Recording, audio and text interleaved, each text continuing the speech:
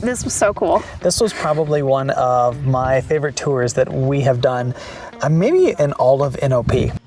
We're the Farnsworths, a travel nurse family of 5 on our 6th year of adventuring. John is an ICU travel nurse, and I am a travel nurse recruiter. Together, we're road schooling our kids, making a million memories, and sharing our experiences with you, because there are no ordinary paths. You get to choose your own way, and we're here to encourage you, whatever that might be. So far in our travels here to Hawaii, we've shared some things that we were most looking forward to, like the beaches, both white sands and rocky lava, and volcanoes, how the islands were formed and how volcanoes continue to destroy and recreate. And today we're learning about the 3 delicious crops that are unique to the islands: macadamia nuts, chocolate, and my favorite, coffee. Our first stop is just down the road from where we're staying. While it isn't the largest macadamia nut producer in the world, it is the largest producer of chocolate-covered macadamia nuts.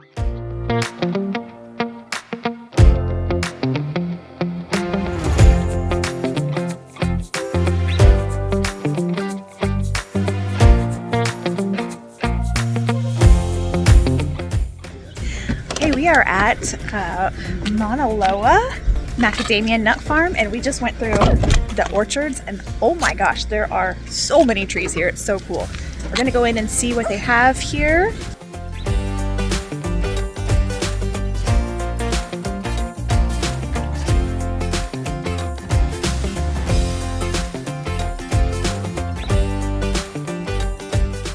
I didn't really film much because there's not a ton here to go explore. It's like a little nature walk, but it's raining, as you can see. And there's a visitor center over there with nuts and chocolates, and they're cheaper here than you can get anywhere else. So we stocked up a little bit. And now we're over here, the line, but it's not running, so can't really see anything.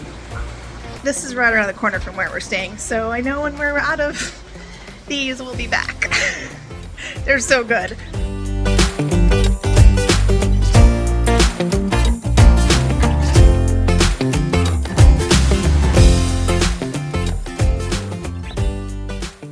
On to the next crop, chocolate. We're on our way to Lavaloha Chocolate Farm, and this is what the road looks like.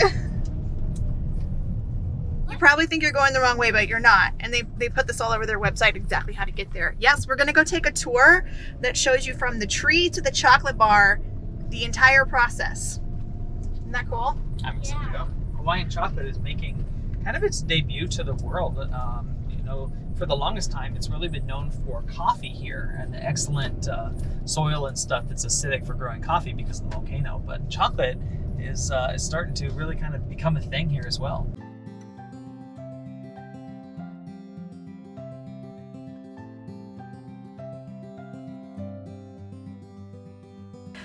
This was so cool. This was probably one of my favorite tours that we have done, maybe in all of NOP.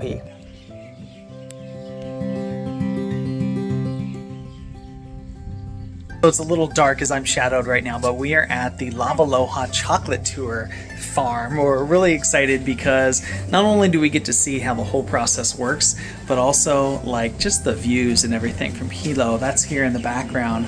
There's the ocean, you can see it all. It's really beautiful. And I'm hoping we're gonna get some tastings in when we come back. So just about ready to go. We're gonna take you guys along with us. Aw, makes me think of home. They have a ton of other crops here that we found out about, but the primary one is chocolate. Yeah, it's 1,000 acres, and they did a lot of like experimenting to see what would grow best here, and they landed on chocolate. Cacao. It's good. Cacao. Yep. I keep calling them chocolate trees. Yeah, you have to call them cacao trees.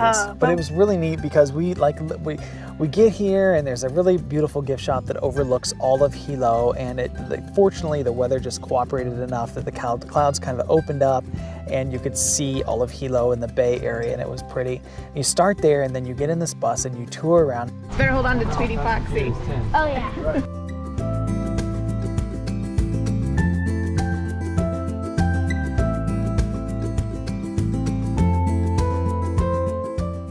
Hilo happens to be the rainiest city in America. So we normally have a bit of cloud cover here, so they don't get too much direct sunlight. Yeah, I Start to see some cacao pods here. That's where chocolate comes from. We stopped and learned about the three different types of pods, cacao pods, and then he just split one right open and passed it around for all of us to try. I've seen people do that online and TikToks and things like that, but never thought I would actually try one myself. I knew this was going to be tree to farm or tree to table, whatever, tour, but I did not think he would be cutting one open right there and just letting us eat it. Fresh off the tree. Right off of the tree, yeah. The 3 varieties were neat to learn about. I like to say there's only 2 seasons out here, the rainy season and the rainier season. So we come through every 3 weeks all year round and just harvest the ones that are currently ripe. All right, so most cacao grows within 10 degrees of the equator. Pretty much all of it grows within 20. We're sitting here at 19.5 here. So we're pretty much the North Pole of cacao growing. Oh, wow. And you'll notice I popped this open. A candy bar did not fall out. There's a few more steps to get from this to what we consider the chocolate bar flavor that we're looking for. Kind of looks like a lobster tail or Also looks like an chicken. alien brain or raw chicken. The inner bean open. You see that purple color there? That's the color that the cocoa bean currently is, and it's surrounded by a white fleshy pulp. Now when I pass this around to be eaten, what I recommend you do is just take one of these white pulp and all, put it in your mouth, chew it together. The inner cocoa bean is going to have a nut-like texture, but depending on which way this Trinitario went, it might be a little bitter and unpleasant. So the white part, the part that looks gross and slimy, is the fruity part. That's actually going to taste good. So chewing that all together gives you an idea of the different flavors without getting stuck with that bitter bean by itself at the end. This is your raw chicken. Stick one. You like it? Oh, it's Not what you sticking to expect. me. Oh, wow. Oh! I can't chew it. It's very bitter. Are you experiencing anything? Why aren't you saying anything? Yes or no? Did you already do it? I can't swallow it. I can't chew it. It's like your turn. not chewy. Tastes like a All right, see what you got. There's a hard part inside that you can break basically when you Got it. crush it. Got it. Kinda like a nut. I got it. You got it? Nice. What do we think? Weird, right? Is that what anybody expected?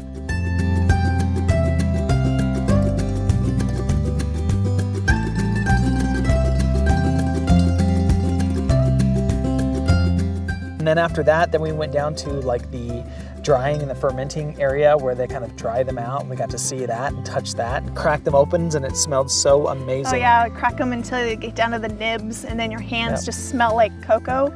It was so cool.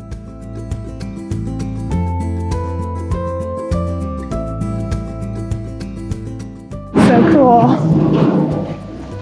Oh, it is warm in here. I like that. I smell amazing. 96 degrees. It smells so When the sun's out, it gets up to about a 150. The next step, after we free those beans from the pods, is right here. It's a fermentation bin. You put all beans, white pulp and all, into one of these bins, almost up to the top. It's about 400 pounds of beans for one of these bins. Wow. We mix all 3 varieties together at this point. We cover the top with banana leaves from those apple banana trees. I got it. Dad's got it. Or you can do one too. Those are the nibs. And then it smells like baking brownies in here. I want to put that in my coffee. Brownies never come. Biggest tease. It's amazing. And then they took us into like this little area where the kitchen and the roastery kind of stuff is, and then we tried like several different varieties of the kind that they have here. So we got to eat chocolate, like real chocolate, on this too. Yeah. What I thought was cool is that you go to the store and you can tell like 70% cocoa or whatever, dark chocolate, and then you see the milk chocolate, and I never knew. I thought the other 30% was maybe milk, but dark chocolate that's literally, at least here, now it's processed other places obviously, but it's really just the cocoa, the cacao that has been turned into paste, and they add sugar cane to it, and then they add the cocoa butter that they've which is created. also produced here. So there's really only like in There's there, only 3 like ingredients. straight dark chocolate stuff, there's really only 3 ingredients. Yeah. And then for the flavors, then they add the flavoring and stuff like that, or some sea salt in, or something like coffee that is also grown here, and to make their flavors. So the ingredients are very tiny, and the whole process is done right here. Yeah. So good. You need to try the orange, sea salt, and the very last chocolate. The last one was the milk vanilla. Oh yeah, milk vanilla. And I think the coffee chocolate was so cool. That was our favorite. It was not actually it's not actually chocolate. It's coffee, Yeah. pure coffee, but it's mixed with the cocoa butter. It's mixed with Right? the cocoa butter and then cane sugar for a little bit of sweetener. So that's it. Again, only like a few ingredients. Coffee bar. Thank you. You can try it. Take a small bite of it. If you don't like it, then you could give the rest to your dad. Not gonna happen. That's a little too intense for people. We also have a latte bar, which has milk powder in it too, so it's a little creamier, a little less intense.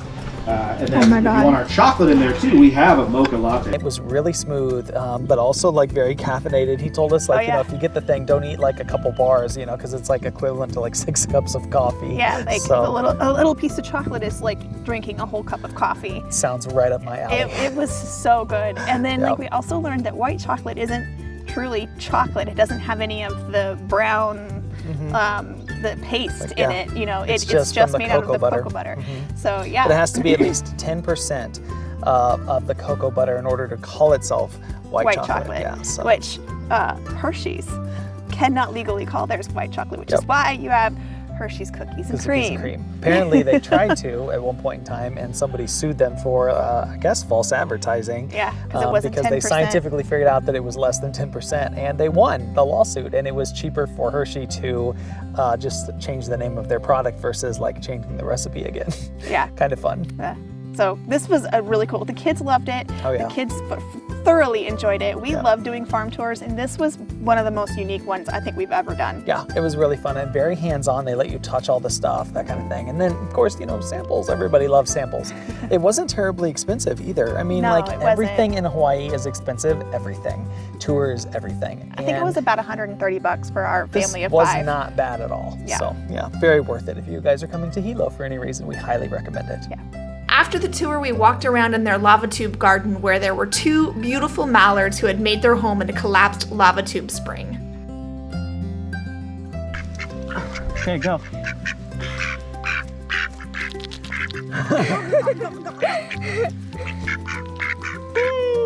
Let's get it. Don't spill any. Oh, yeah. Get it, boy. Yeah. Bro, gold power. Here. Oh, here, buddy. Chloe. Come here, boy.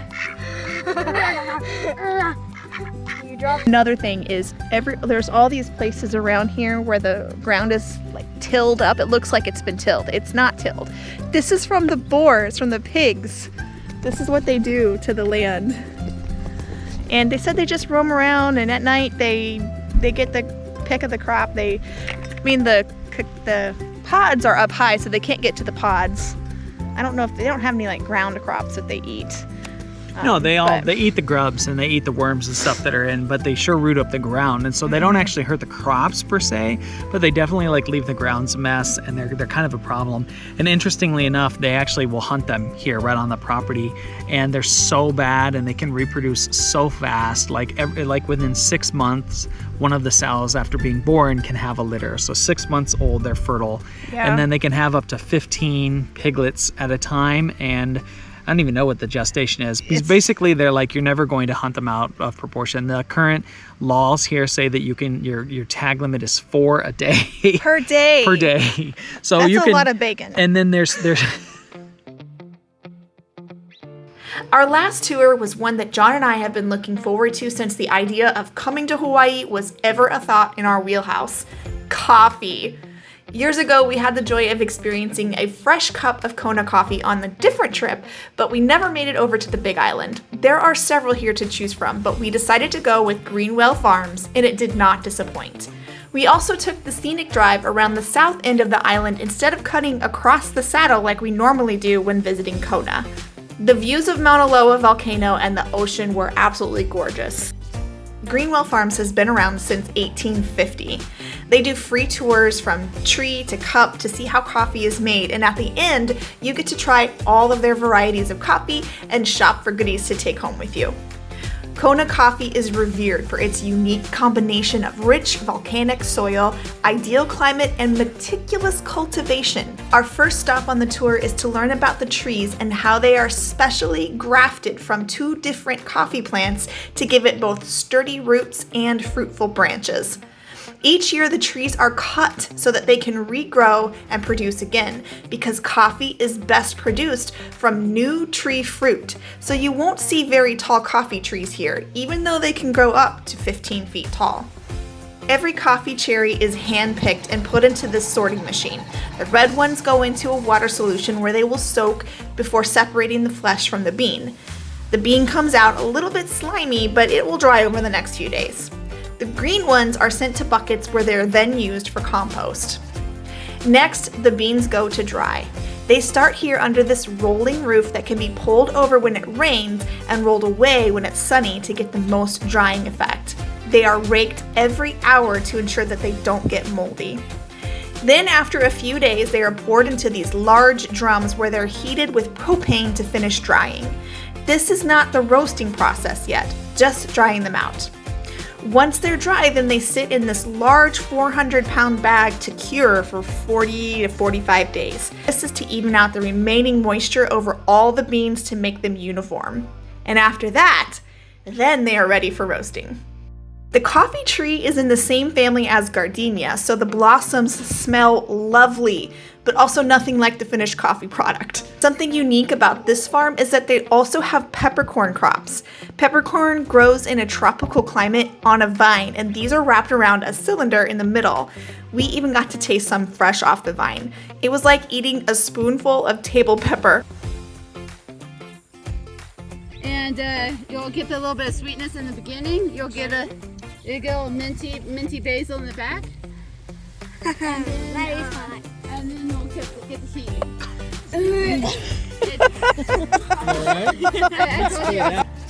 Peppercorn isn't grown anywhere else in the United States year-round, so this was a really fun surprise to get to try.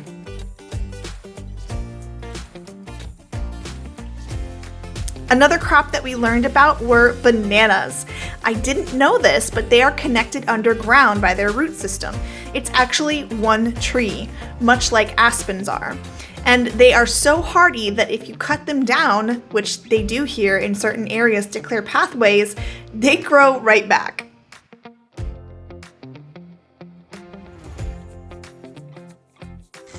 Very fascinating. I'm bummed it's raining, but that's okay. It was a really cool tour. This is a free tour. There are other coffee farms that have paid tours, but she was really thorough and I really enjoyed it. We learned a lot. We did not get to see the roasting phase, but we did get to taste it, and it was delicious. Now that we know a little bit about each of these products that are made here in Hawaii, let's take a quick trip to the pride of Hilo, Big Island Candy Company.